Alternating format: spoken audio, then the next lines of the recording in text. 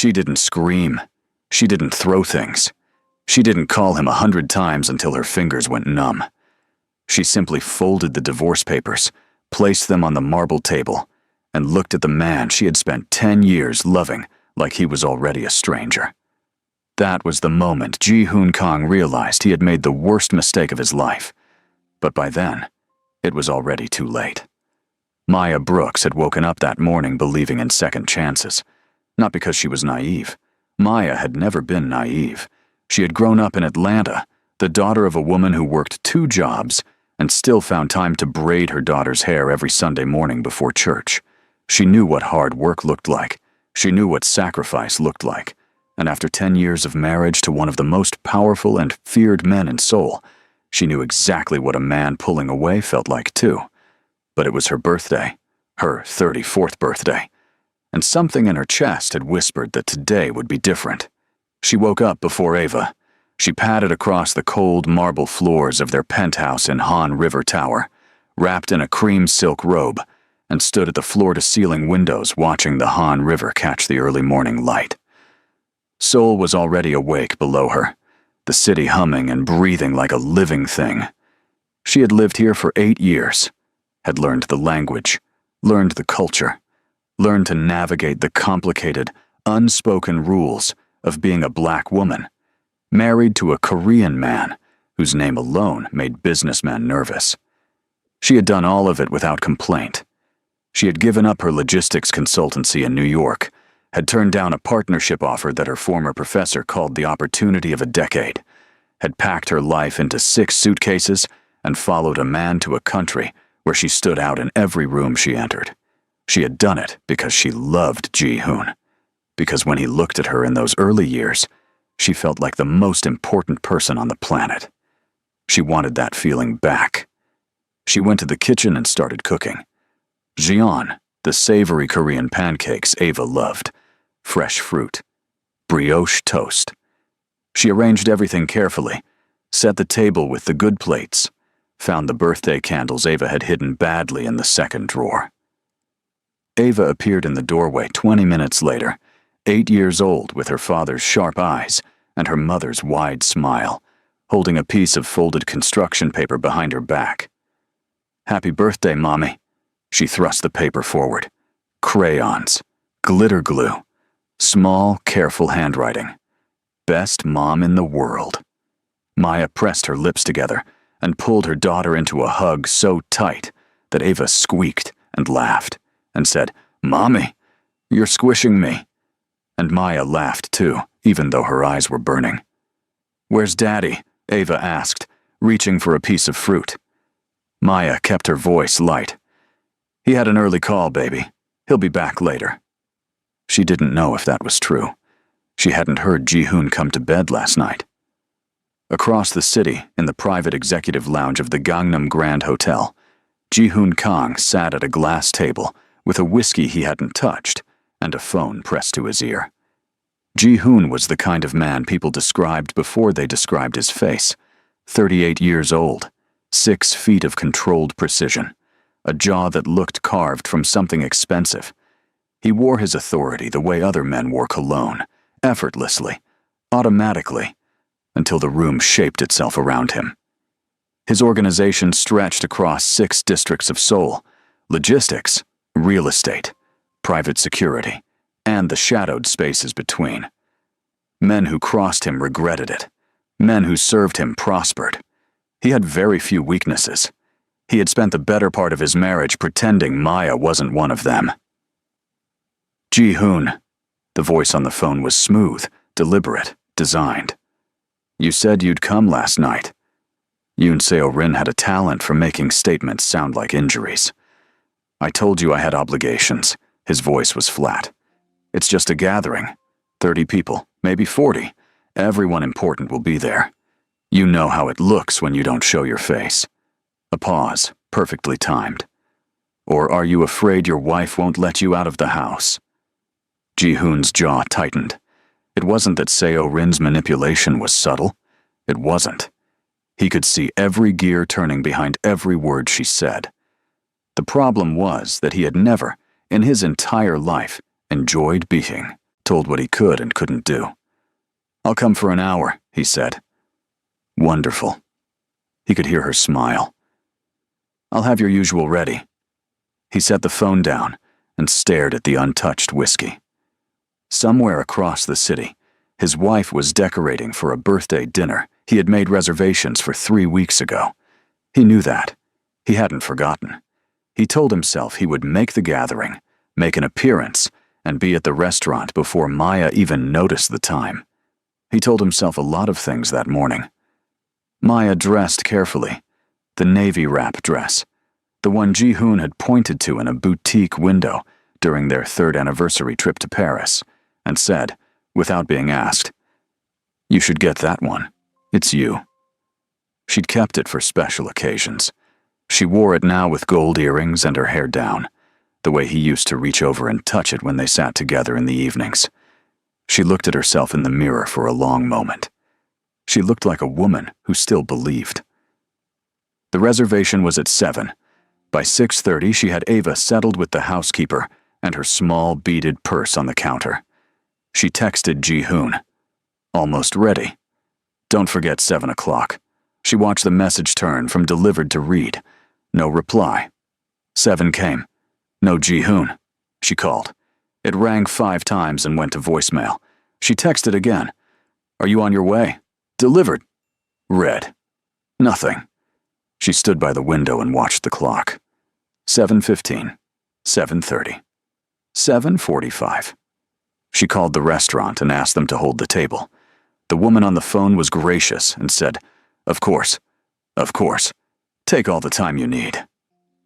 Maya thanked her and sat on the edge of the couch in her navy dress and her gold earrings and stared at the door. 8 o'clock. 8:15. She called again. Voicemail. She was still sitting there, still holding the phone, still telling herself there was a reasonable explanation. Traffic, an emergency. His phone had died when the notification arrived. Not a text. Not a call. A tag. Someone had tagged her in a post, and then another person tagged her, and then another. She opened the first one with the slow, careful movement of someone who already knows what they're about to see. The photograph was taken inside the Gangnam Grand's Sky Suite. She had attended an event there once and recognized the floor-to-ceiling windows, the sweeping city view behind them. There was a white cake on the table between them, decorated with flowers. Champagne. Candles. Ji-hoon had his arm around Yoon Seo-rin's waist. He was smiling, the kind of smile Maya hadn't seen on his face in 2 years. The caption from the anonymous account read, "Looks like the Kong boss has moved on. Happy birthday to the other woman." Maya's phone buzzed again. Again. People she knew and people she didn't, sending her the image, some with concern, some with something uglier. The notifications kept coming like they were chasing her. She set the phone face down on the couch. She sat very still. In the restaurant across town, the staff watched the reserved table for 2 sit empty all evening. The candle on it burned down slowly. When they finally cleared the table at closing, the young hostess who had spoken to Maya on the phone told her colleague that she hoped the woman they'd been holding the table for was okay. She did not look like a woman who was okay. Ji-hoon came home at 12:47 in the morning. He was not drunk. That was the thing that made it worse. He was entirely sober and entirely aware of what he had done, and he carried himself through the front door with the specific energy of a man who has already prepared his defense. The penthouse was dim. He expected to find Maya in the bedroom, tense, waiting, ready to fight. He had the apology rehearsed. He had the promises lined up. He knew how these things worked.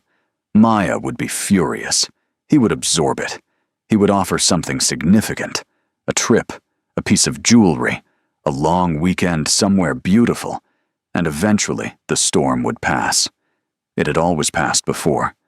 Maya was sitting at the dining table, in the dark, still in her navy dress. She looked up when he came in, and the expression on her face was something he had never seen from her before. Not anger, not tears.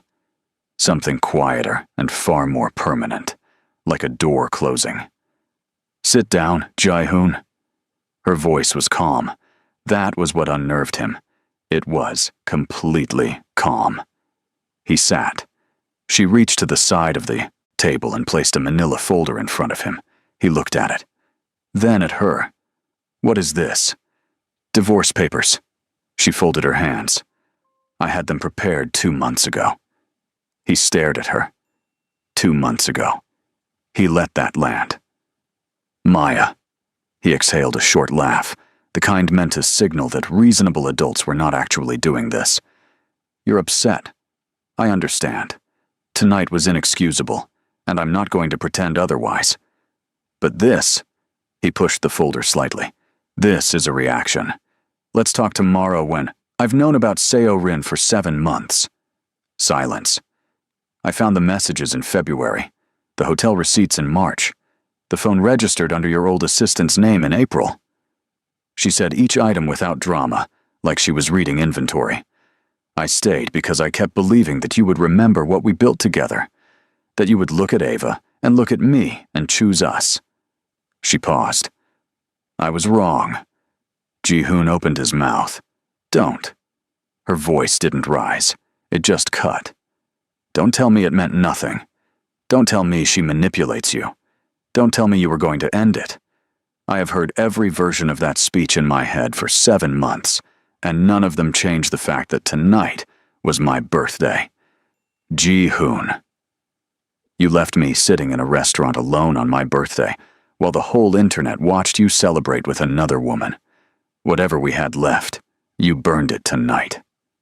Ji-hoon looked at his wife, really looked at her, the dress she had worn for him, the faint redness around her eyes that she had clearly been working to control for hours. He felt something shift in his chest, a sudden dropping sensation, like a floor giving way. "Maya, what do you want? Tell me what you want, and I'll do it.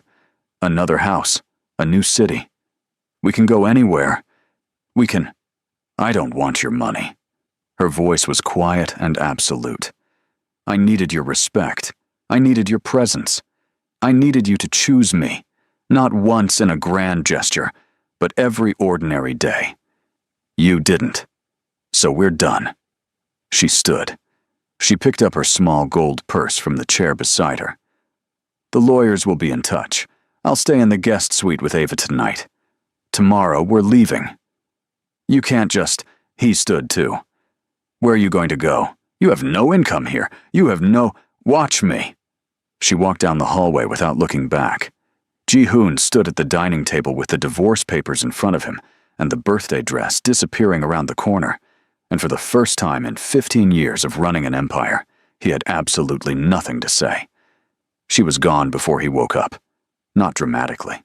Not with slamming doors or a tearful scene.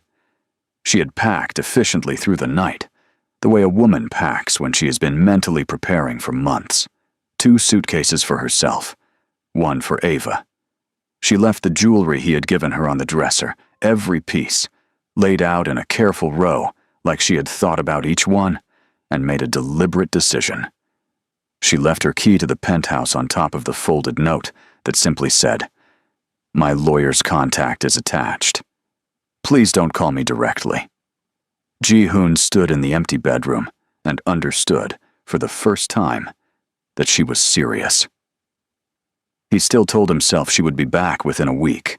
He had underestimated Maya Brooks exactly once before in his life, the first time they met, when he had assumed she was merely beautiful and found out within 10 minutes of conversation that she was the sharpest person in the room. He had sworn then never to underestimate her again. Apparently, the lesson hadn't held. Maya had chosen Busan, far enough from Seoul to breathe, close enough to manage the legal proceedings without excessive travel. She found a modest apartment on the 3rd floor of a building that smelled like sea salt and old wood, with a window in the small kitchen that caught the afternoon sun. It was nothing like the penthouse. The floors creaked. The elevator was unreliable. The nearest good grocery store was a 20-minute walk. Ava cried the first night. She sat on the edge of her small new bed, with her handmade birthday card for her mother, still folded in her pocket, and cried silently, the way children cry when they are trying to be brave and failing. Maya held her and did not make promises she couldn't keep. She didn't say everything will go back to normal. She said, "We're going to be okay. It won't look like before. But we're going to be more than okay. I promise you that." Ava wiped her face. "Is Daddy coming?" Maya was quiet for a moment. "Daddy loves you. That won't change. But Mommy and Daddy aren't going to live together anymore." Ava nodded slowly, the way children nod when they understand more than you think they do. Maya stayed up until 3 in the morning after Ava fell asleep, sitting at the creaking kitchen table with her laptop open and a cold cup of tea beside her, rebuilding from scratch. She had savings. 8 years of quietly setting aside what she could, in an account Ji-hoon had never known about, not out of deception, but out of instinct, the deep, practical instinct of a woman who had watched her mother survive alone and had quietly made sure she could too. It wasn't a fortune, but it was a foundation. She registered the business the following week. MBK Logistics. Modest name, enormous intention. The months that followed were the hardest of her life. She took every consulting job she could find, small companies trying to streamline import operations, mid-sized exporters needing supply chain advice. She worked from the kitchen table after Ava was in school, and from her phone after Ava was in bed. There were weeks when the numbers didn't balance, and she lay awake in the dark, doing the math over and over, trying to find the margin she needed.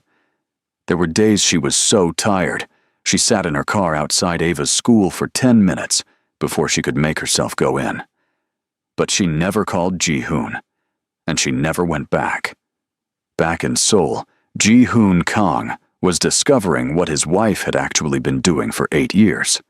He had always known Maya was intelligent. He had even told people so, proudly, the way men speak about a car they're pleased with.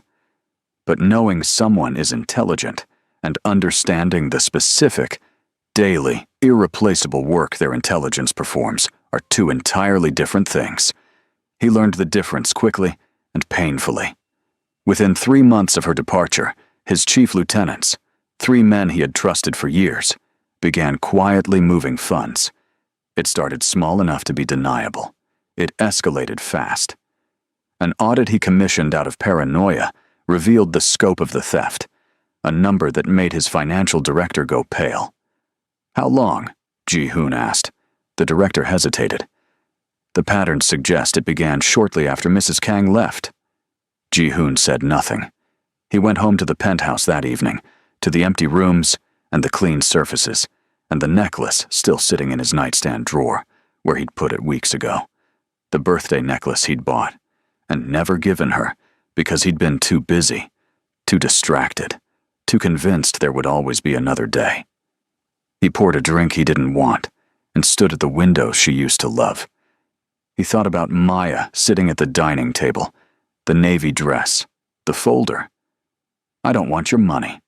I needed your respect." He had given Seo-rin his time. He had given Seo-rin his attention. He had given her the smile that his wife used to say was her favorite thing about him. And what had Seo-rin given him in return? He found out the following month, when the first real crisis hit. A rival organization moved against his operations in Incheon, targeting 3 of his most valuable logistics contracts simultaneously. Ji-hoon called an emergency meeting. He needed analysis, quick thinking, someone who could read the full landscape of the situation and identify the response that would cause the least damage while projecting the most strength. He looked around the table at his remaining lieutenants. Then he looked for Seo-rin, who had inserted herself into enough of his business operations over the past months that he had half expected her to contribute. She was on her phone, scrolling. When he told her the situation, her response was to suggest they host a dinner with the right people to smooth things over. She talked about optics. She talked about how it would look. She said, "You need to project strength, Ji-hoon. Take me to that summit in Tokyo next month. Let them see that you're not worried." He stared at her. He thought about Maya in the earliest years of their marriage, sitting beside him at a table very much like this one, quietly drawing lines on a napkin as she mapped out a counterintelligence strategy so clean and precise that 3 of his senior men had asked afterward if she had a background in military planning. She didn't. She had a background in logistics and an instinct for systems that he had spent years casually benefiting from without ever properly acknowledging. "Get out," he said to Seo Rin. She blinked. "I'm sorry?" "Get out of this room. I need to think." She left, and he sat alone in the silence, and the weight of what he had traded settled on him like something physical. Ava had stopped answering his calls. It started with missed calls, then one-word texts, then silence. Ji-hoon had arranged through the lawyers to have video calls every Sunday at 5 o'clock, and for the first few weeks, Ava had appeared on screen, polite and distant, answering his questions with the careful diplomacy of a child who has been told to be kind to someone who has hurt her. Then one Sunday, the call didn't connect. Then 2. On the 3rd Sunday, he called Maya's lawyer and was told calmly that Ava had expressed that she needed some space and that this was being respected. Ji-hoon sat with his phone in the enormous, quiet penthouse and felt something he hadn't felt since he was young and powerless and entirely at the mercy of the world. He felt helpless. His empire was still standing. Damaged, restructured, leaner than he'd like, but standing. He had money. He had men. He had reputation. None of it meant anything against the silence of his 8-year-old daughter refusing his calls. Seo Rin tried to convince him this was Maya's doing, that Maya was poisoning Ava against him. He listened to her say it once, and then told her quietly that if she said it again, he would have her escorted out of the building permanently, because he knew it wasn't true. He had watched Maya parent for 8 years. She had never once put him in a bad light to their daughter, not even when she had every reason to. That was something else he had taken for granted. The years moved. In Busan, MBK Logistics grew. It grew slowly at first, the way genuine things grow, earning a centimeter of reputation at a time. Maya was meticulous. She was tireless. She brought to her company the same total attention she had once brought to Ji-hoon's world, and watching it compounding in something that was entirely hers was a feeling she had no adequate word for. Some mornings, she sat at her desk, now in a real office with 3 employees and a view of the harbor, and she felt so precisely where she was supposed to be that it almost frightened her. Ava thrived. The girl who had cried silently on her first night in the Busan apartment became a girl who came home from school talking about her friends in 3 languages, who won a regional science fair, who made her mother a birthday cake every year with excessive frosting and a single candle, because she said, "One is enough if you really mean it, Mom." Maya built a life that looked nothing like the one she'd had, and felt more like herself than anything ever had. She started attending international conferences. Her methods attracted attention. A profile in a Korean business magazine called her one of the most disruptive minds in Asian logistics. A larger profile in an international publication referred to her as a case study in what happens when exceptional talent is finally given room to breathe. She was invited to speak at the Global Trade Leadership Summit in Seoul. She almost declined.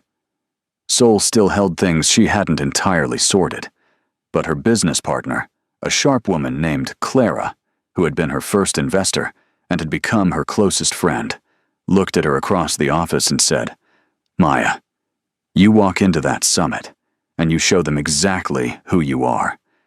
Everything else is just geography." Maya booked the flight. Ji-hoon was in the audience. He had come to the summit because his rebuilt operation had international dimensions now, and he was making the necessary appearances. His security team flanked him at a discreet distance. He sat in the 3rd row of a conference hall that held 600 people and looked at the program on his phone with the bored focus of a man who has attended too many of these to expect surprise. Then the host announced the next speaker. He looked up. The woman who walked onto that stage wore a deep burgundy suit and moved with an ease that the audience felt immediately, a ripple of attention, and then silence, and then genuine, collective focus. The applause started before she even reached the podium. Ji-hoon went completely still. She looked the same. She looked nothing like the same. The woman on that stage had the same face, the same voice, when she said good morning into the microphone, but everything around the edges of her was different, expanded.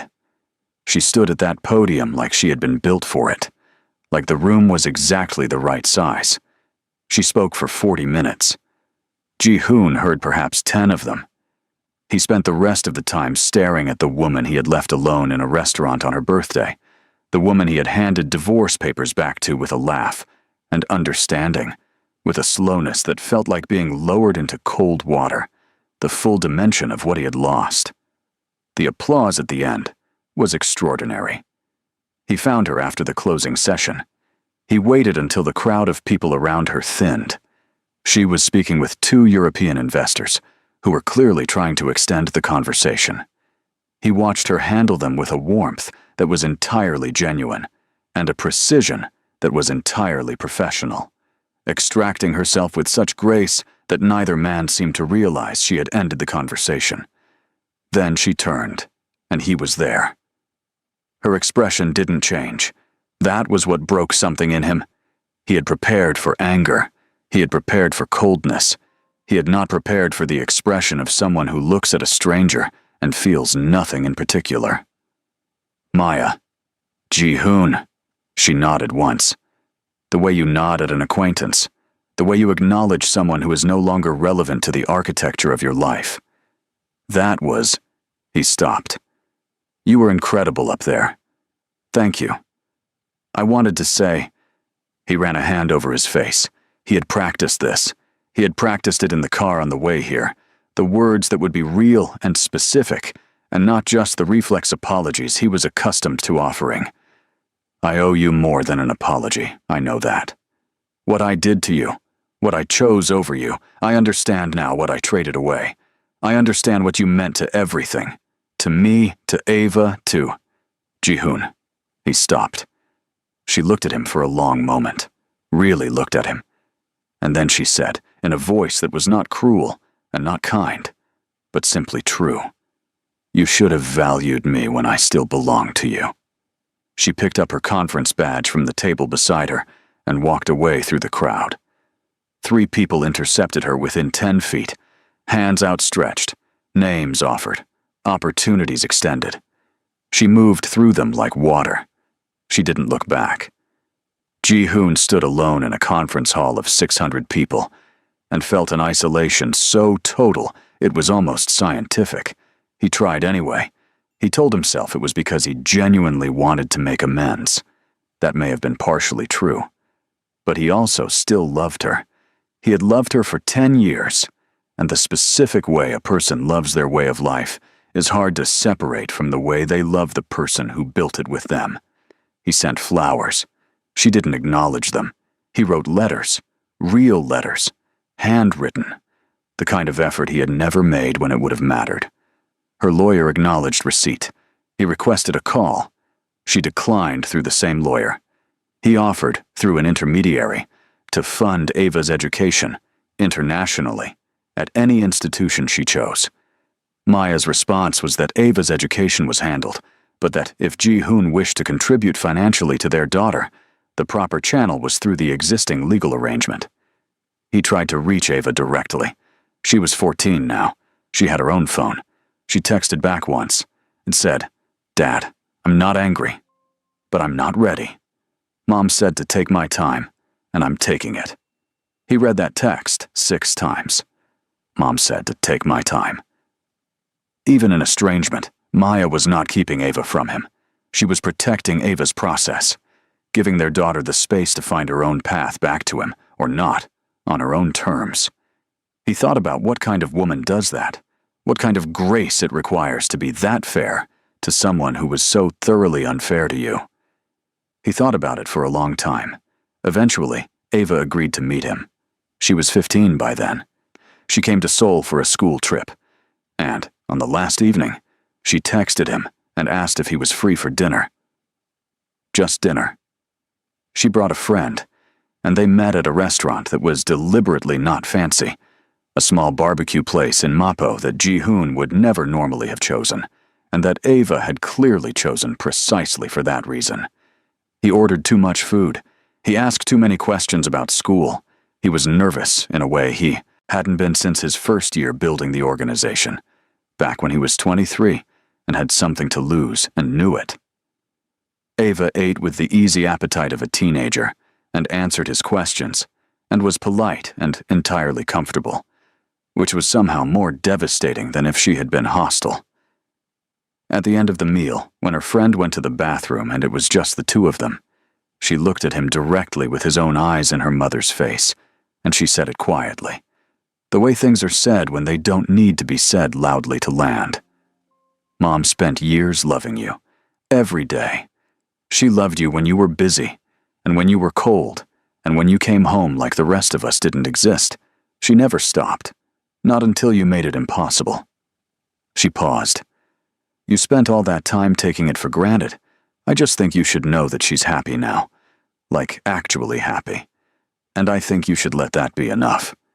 Ji-hoon sat with his hands around a glass of water and could not find a single thing to say. Her friend came back, and the conversation moved on, brightly, normally, as if nothing had happened. But he sat with those words the whole drive home. You spent all that time taking it for granted. He had. He had taken it all for granted. The soft, warm center of his life, and the stability of his world, and the woman who carried both without ever once being properly thanked for it. He had taken it for granted the way you take for granted the things that simply continue until they stop. The call came from a mutual contact, almost a year later. Maya Brooks. Kang, formerly, now simply Maya Brooks, had accepted a proposal of marriage from Daniel Afolabi, a respected Nigerian-British investor and philanthropist based in London, whom she had met at an international trade conference 18 months earlier. The wedding, the contact said carefully, was expected to be an intimate ceremony, family only. Ji-hoon thanked the contact for telling him. He sat alone in the penthouse that night. The city spread below him as it always was, unchanged, waiting, and he opened the nightstand drawer.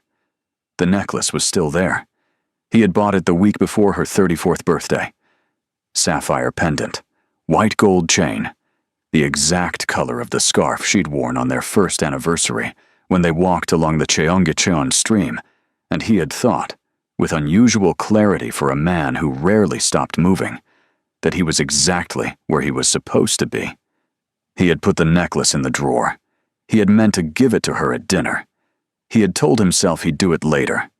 He had gone to Seo Rin's party instead. Later had run out. He turned the necklace over in his hands for a long time. Then he got up and stood at the window where she used to stand, where she had watched the Han River every morning in her cream silk robe, with the city waking up below her, and he understood, fully and finally, the particular mathematics of what he had done.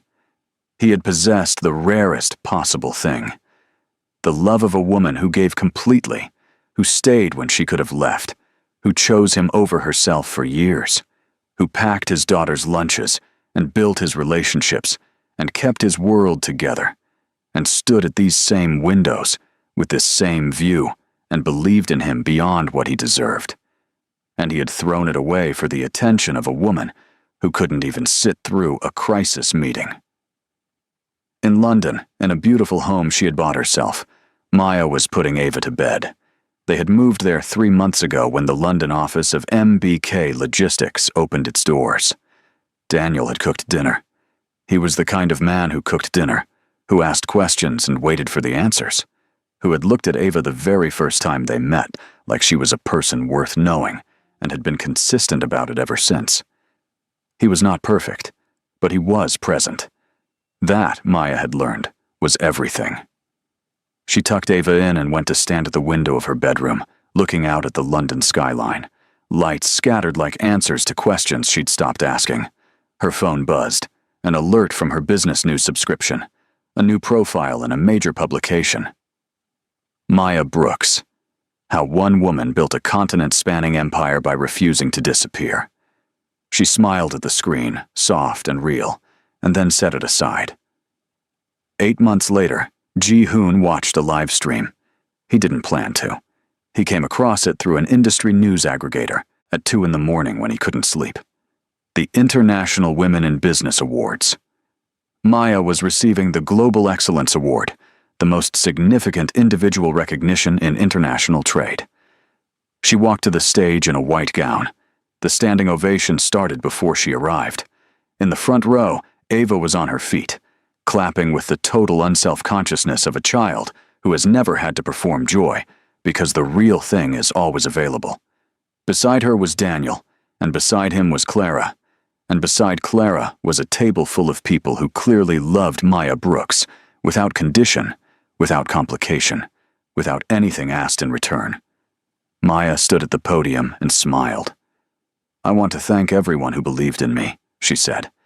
"And I want to thank, in a strange way, every difficult season I walked through. Because every time I was undervalued, I discovered a new room inside myself I hadn't known was there." She paused. "Don't let anyone make you small. And if they try," she looked up from her notes, directly into the camera, "pack your things. Your best life is waiting." The hall erupted. Ji-hoon sat in his dark penthouse, in his powerful empire, in his expensive silence, and watched Maya receive her award surrounded by everything and everyone that loved her back. He was 58 floors above Seoul. He was completely alone. He got up eventually and went back to the nightstand. He took out the necklace one last time. He looked at it for a long time, the sapphire catching the light the way it had the day he bought it, full of intention and possibility and everything he had meant to say.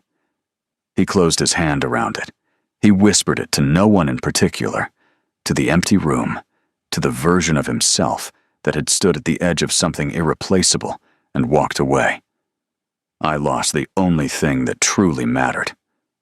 Outside, Seoul kept moving, indifferent and brilliant and alive.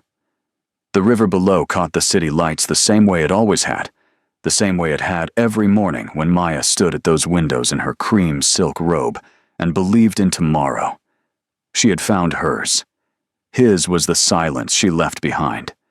If this story hit you somewhere real, you already know someone who needed to hear it. Share it with them. Drop a comment below.